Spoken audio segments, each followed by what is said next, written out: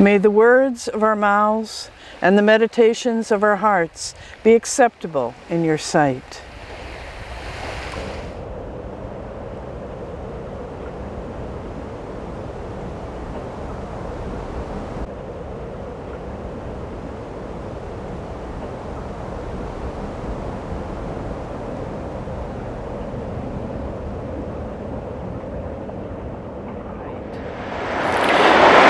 The village was quiet that afternoon. The men were off doing something. We were resting after a birth the night before. The children were down by the river, swimming, fishing, getting muddy. The dogs were with the children, watching. It was hot, but our houses were cooler with their thin roofs made of poetry and stories.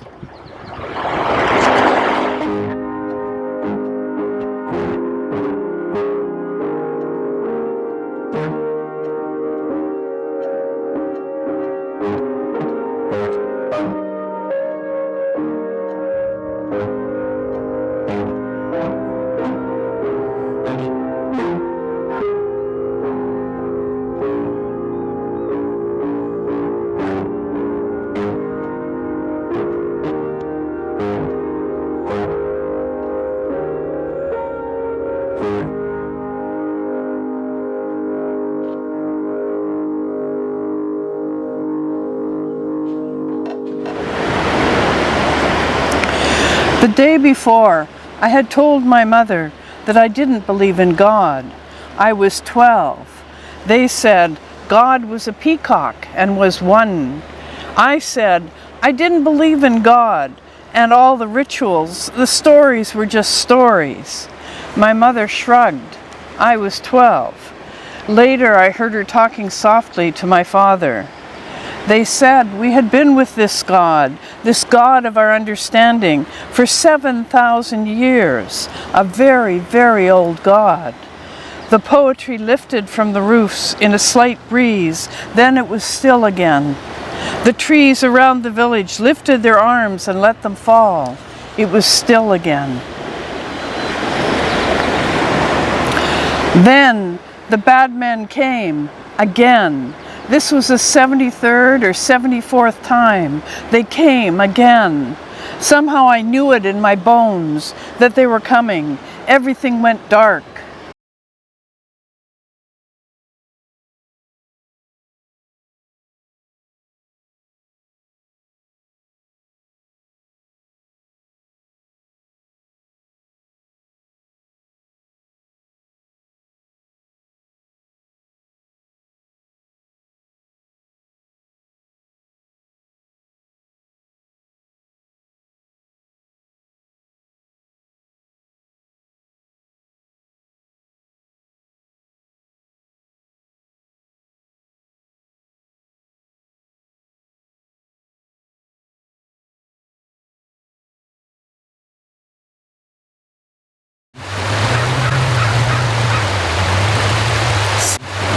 September 1st, 2014, the Yazidi villages of Khotan, Hereko, and Karagshavsky were set afire.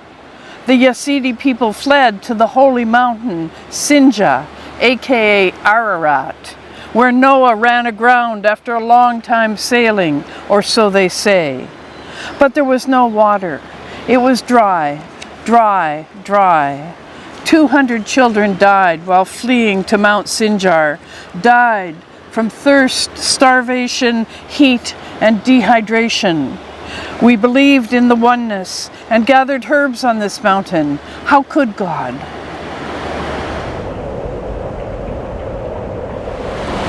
Kyrie eleison, may God have mercy on our souls. Yazidi, Tutsi, Armenian, the generations of Armenian women who became hairdressers, making heads beautiful after all the heads had been cut off.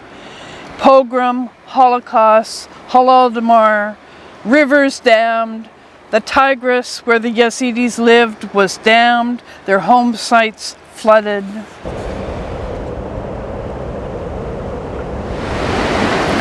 Sequence 1. In the middle of life, we are in death. The afternoon was quiet. The big machines resting on the man's Sabbath. Quiet. The white men were off in the dusty town drinking. Our men were fishing, lots of salmon in the weir, many more swimming on the river. The big river, Wemal, Nehewana, Shwanaku, rushing clear and strong down from the mountains, called by them Columbia. They brought their Bible. This Bible says, "They shall not hurt or destroy in all my holy mountain, for the earth shall be full of the knowledge of God, as the waters cover the sea." The machines were murdering River Columbia, but they were quiet that afternoon. We were resting.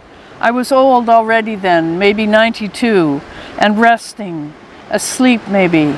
I had a vision of the river murdered, the 6 tribes of salmon murdered, a few survivors thrashing on the turbines. In this vision, I knew what turbines were.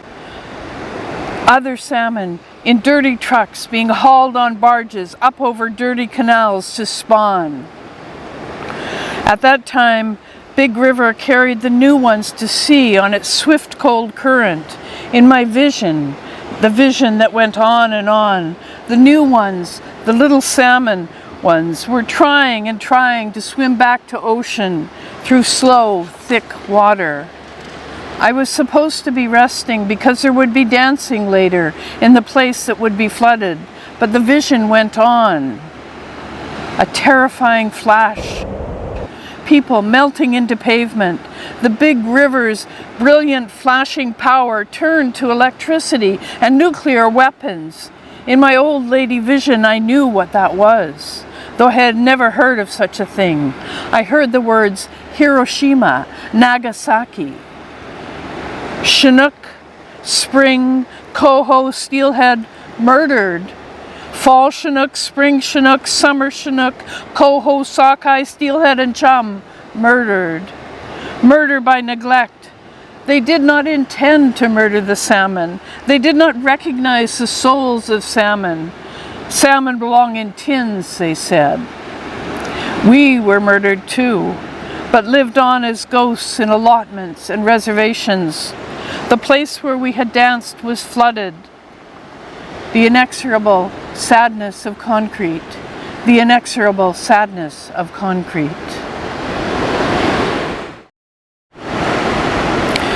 Sequence 2. The village was quiet. The mountain air was cold. We women were gathered to talk about what to do.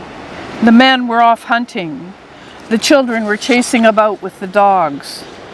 The French nobles were hunting us. We called ourselves Cathars. The Catholic prelates, the bishops, wanted us dead. Kill them all. Kill them all. The devil will know his own. Because, I don't know why. We were hidden for now, but it couldn't last. This had been going on for too long. The worst part started in the year of our Lord, 1209. Now, in 2025, our disguise is cuteness, adorable, rough country people in picturesque villages. Mostly they leave us alone. Officially, we are all dead. They said we worship the devil, whatever that is. They said, kill them all. The devil will know his own. Sequence 3, Dies Irae, Day of Wrath. The trees were 1,000 years old or more. The village was quiet. The arms of the trees lifted and fell.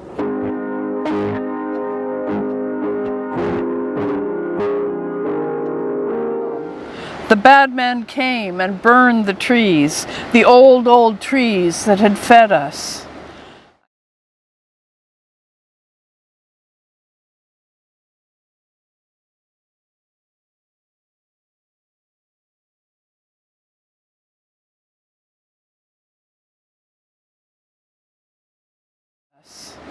I stopped believing in God.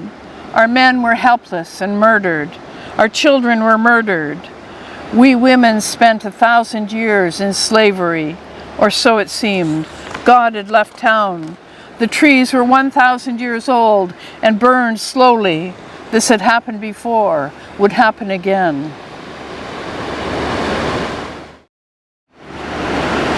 For 7,000 years or so, there have been Yazidis. Do the math, before the Bible. Something in their dignity and self-sufficiency. They don't marry out. Something made the bad men want to break them. The bad men said, the end is nigh, and slavery is a precursor to the end, the God of their understanding.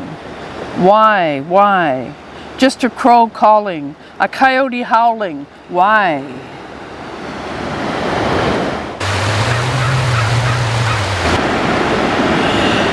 Now, DNA shows whole peoples lost. When one people fell upon another, killed the men, raped the women, and that other people vanished, wiped off the face of the earth, this beautiful earth. DNA disappeared like a batch of Argentinian protesters dropped from planes, gone. Other. We are human and you are not. Darfur, Bosnia, regime forces killed 7,000, or was it 9,000? There must be experts in counting. In Springfield, a mob of whites looted black businesses, burned black homes, lynched 2 black men, and ran most of the black people out of town. Rwanda, between 250,000 and 500,000 women raped, they say, experts in counting.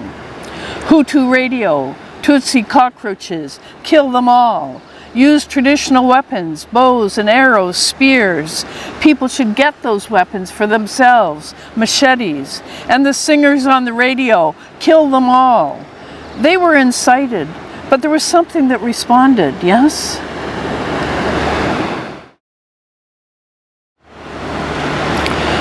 Sequence 4. The day was quiet.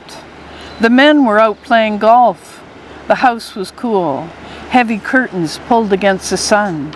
I was 12. I liked to dress nicely and go out to church alone on the quiet treed streets, alone. My family Bible in a chest by the couch. In Exodus and Deuteronomy, the Amalekites fell upon and killed the Israelites who were making their way to the Promised Land, a bloody ambush. Paper stories rustling under my hands. This is me, Jane, reading poems and stories. Okay, so let's say there's something in us humans. Lest you think I'm pointing at one or another people. This people, that people, I am not. Tutsis suppressed Hutus before Hutus massacred Tutsis. I am English and Scottish. What they did, what we did, burning villages, torture in India, China, North America, etc., the so-called British Empire. The great Charles Dickens wrote Apologia. The Chinese deserve to be addicted to opium. If I talk too much about this, I take up space belonging to victims. Victim, casualty, dead, fatality, injured. I want to take responsibility, but if I do, I let perpetrators off the hook from which they should be hanging. We, perpetrator, assassin, butcher, cutthroat. There must be healing, reparations, reconciliation, but we should be hanging from the hook. We, off the hook, time no longer linear. Everything that happened is happening. Off the hook. He was a young Austrian man in Belgium, leafleting the SS, taken to Breendonk and tortured. They fastened his hands behind his back and hung him by his fastened hands from a hook and beat him with heavy cords. He survived. Survivor. Changed his name. Bitter in another language. Bitter he remained. Bitter. Later he wrote about resentment. Ressentiment. wrote that sadism was the point, the whole point, the serious intent faces of the men who tortured. They were not banal. We are not yet off the hook.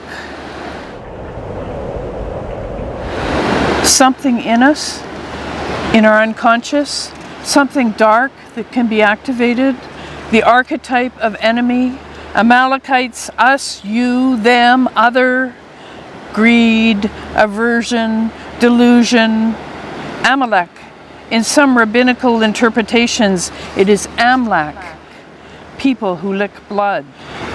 Then God commands Saul to destroy the Amalekites, killing man, woman, infant, and suckling.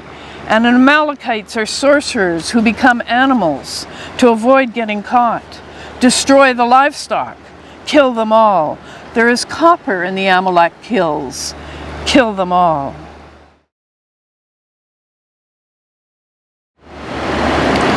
Reasons for genocide: inattention, sadism, revenge, murderous intent, greed, aversion, delusion, other, to nullify the world. What is the name of this? Why do I hesitate on the edge of naming this? One word, it starts with E, as if it was some other force from some other realm, some other theology, some other God, as if to name it would give it power. There is no God but God. We are sent to the world to attain even greater effulgence by means of the existence here of its opposite, darkness. Oh, love that will not let me go.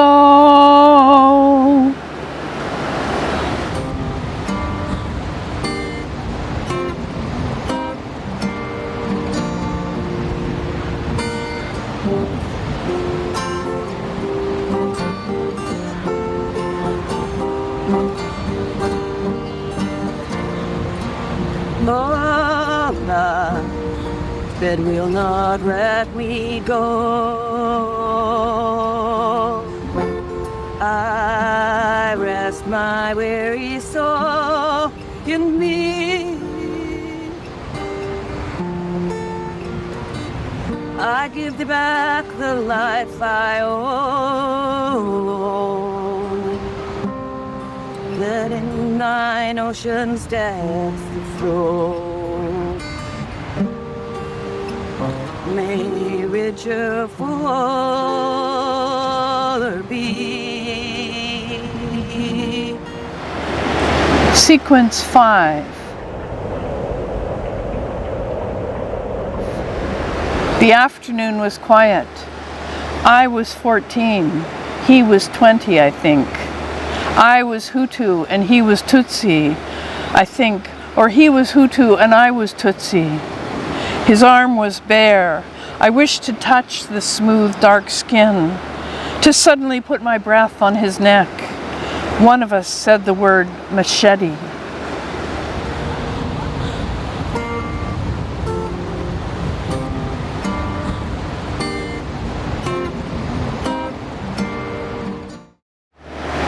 Sequence 6, Lacrimosa, tears. Now I'm old, and I, Jane, I still believe in God, the God of my understanding, the one who says, they shall not hurt or destroy in all my holy mountain. I garden sadly, pulling bushels of bleeding hearts and forget-me-nots from wet soil. We have free will. No angel, not even God, oversteps that. I've been heavy-footing my way through jagged chunks of complicated history. I say I've taken a vow to witness, but what does that mean? When did I take this so-called vow? In my sleep? In a vision? Underwater with my eyes open? Is it just ego? I have to ask. What is a vow? A promise that can't be kept? A deathbed promise? To whom do I vow to do this witnessing? The God of my understanding. The Zen mountain poet said he wasn't a good student, barely passable, but loved to go into the mountains, to get up early to climb rough peaks. Then one day, he thought about academics as extreme sport, mountains to climb, how he could be strong, learning and studying, and get up early to do it. So I thought, that's me. This witnessing is the extreme sport of my old age, between naps, getting up early to do it, never flinching or stumbling. Well, yes, flinching and stumbling, but getting up early again to do it. Knees sore, heart sore, a truism, true, heart sore. Getting up early before the birds, and with the birds, and after the birds. Getting up early, often in tears, but climbing these sad mountains. Full of tears will be that day, when from the ashes will arise the guilty man to be judged. Therefore spare us, O God. Have mercy, said Mozart.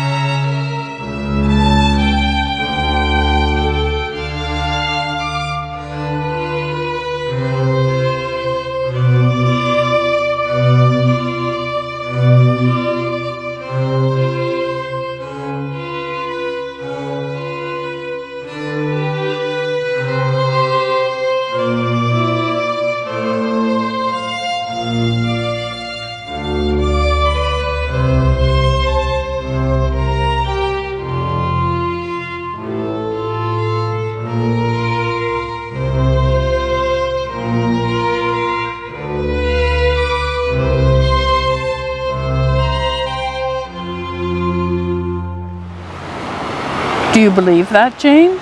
The guilty man will be judged? All of us humans will be judged? Do you? This morning, I dreamt that the world was ending. I got up in the dark to meditate. It was quiet in this, my little village. The birds started up at 4:35, singing Mercy. Then I heard a melting glacier had buried a town. Manitoba is burning. This world is being murdered. Wise ones say the only thing to do is howl. The sacred shouting to itself, the voice of life welling up in us. Howl, howling, howl.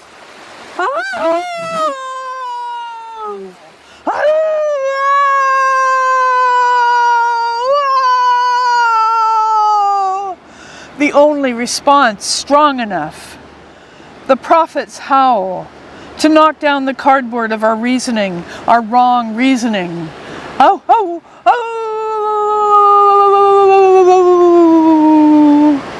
Howl at the damage we can't help inflicting on ourselves and the world around us.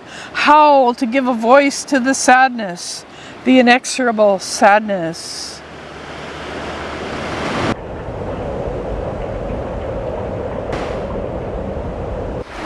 No God but God, no God, no God but God. Howl for the Yazidi women, For the damned rivers, this macabre conversation. Scrap of paper in my pocket, page 154. What book?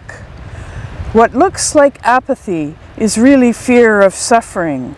But the Bodhisattva knows that if you're afraid to get too close to the pain of our world, you'll be banished from its joy as well.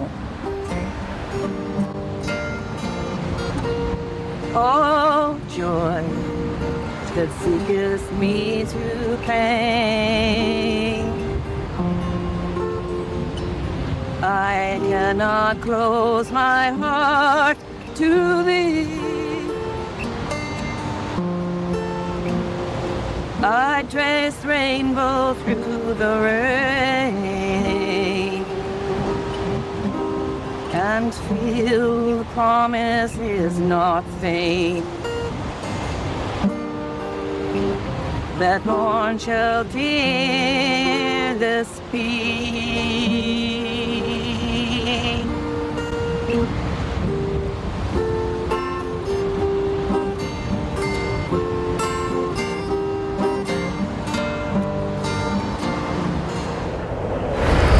That tree dies, and that tree dies, and that tree dies, until comes a tree that can drink water in winter and hold water in its leathery leaves.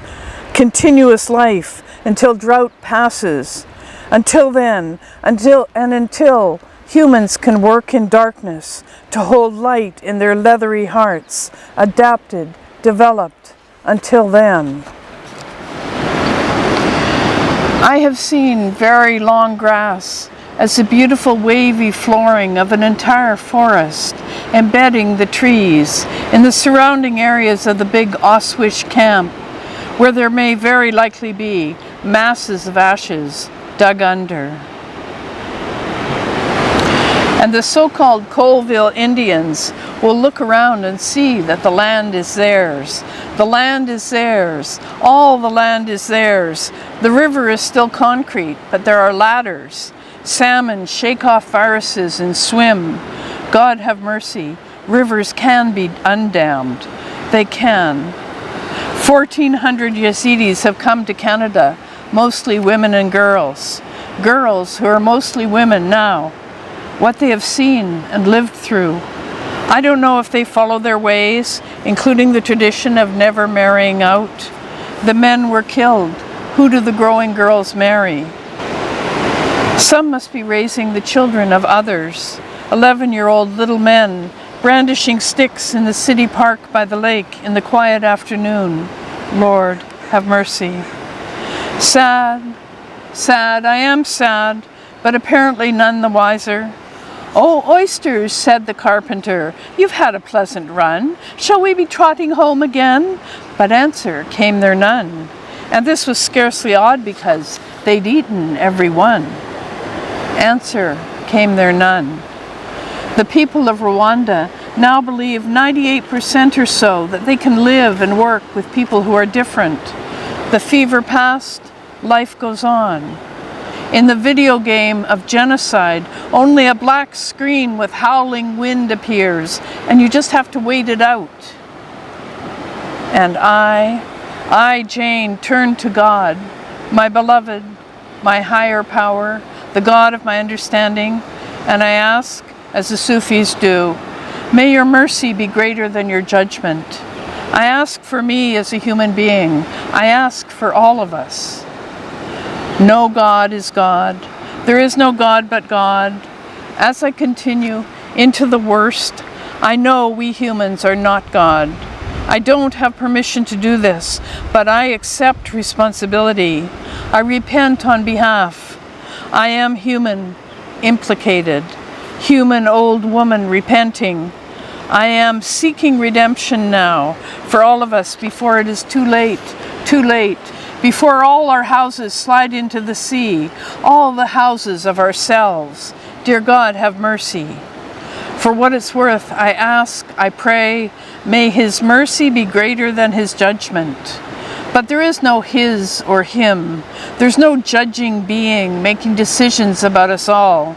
There is love, only love, holding us, good and bad. the greedy, the haters, the deluded, all of us. And there is this very prayer, this one, because I know that love, the love in everything, responds to prayer. I know because there is now a pear budding in my garden. I am building my requiem, my nest of sorrow, getting bits here and there, whole and round this perfect nest. They knock it down, I build again. Persistent I am. The nest must be built on this house of myself, and I leave so much sorrow out in the world, unused and unknown, just the bits I can take in my persistent and serious beak.